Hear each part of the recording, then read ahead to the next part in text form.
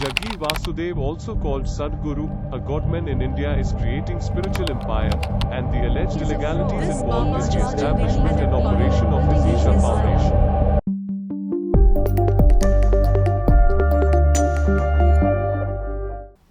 Sadhguru Jaggi Vasudev, a realized yogi and a mystic, named among India's most influential people, a leading voice among various international forums like United Nations, World Economic Forum, TED, and many more. With more than 3 million volunteers touching lives of billions of people through power of yoga, started the biggest river saving campaign called Rally for Rivers, creating a Guinness World Record for Project Green Hands for planting almost 1 million trees in just 3 days with over 200,000 volunteers, awarded with Padma Bhushan Indira Gandhi Paryavaran Puraskar by Government of India, actively seen in conversation with various public figures, top scientists, and biggest corporates to take the message of spirituality and yoga in its purest form and essence. Not only this, with initiatives like Isha Vidya and rural rejuvenation, he's truly trying to touch lives of millions of underprivileged people and creating well-being for all.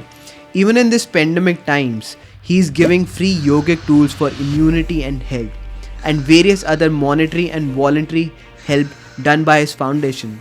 Then why is that a false narrative is being created against him by some individuals and some cheap media houses, that too in middle of a pandemic? While Isha Foundation has clarified these baseless allegations already many years ago, why is that they keep repeating it time and again? What really motivates them?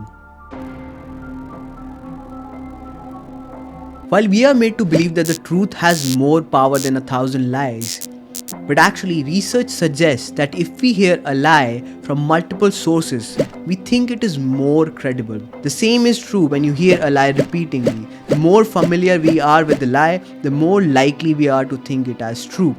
This has been understood really well, and a systematic attempt is done to defame Sadhguru.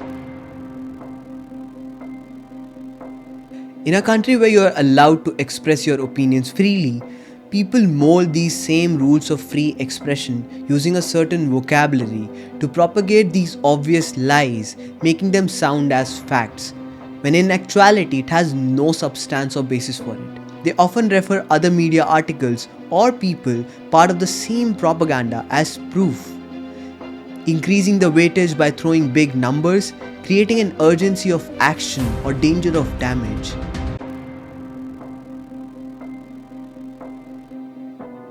Any controversy is a good controversy.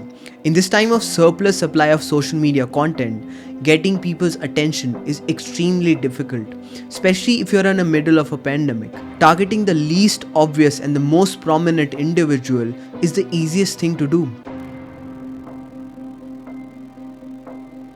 Coming to the individuals who are attacking Sadhguru on social media, driven by hatred against him, without even actually attending his course or visiting the Isha ashram, full of biases and prejudice.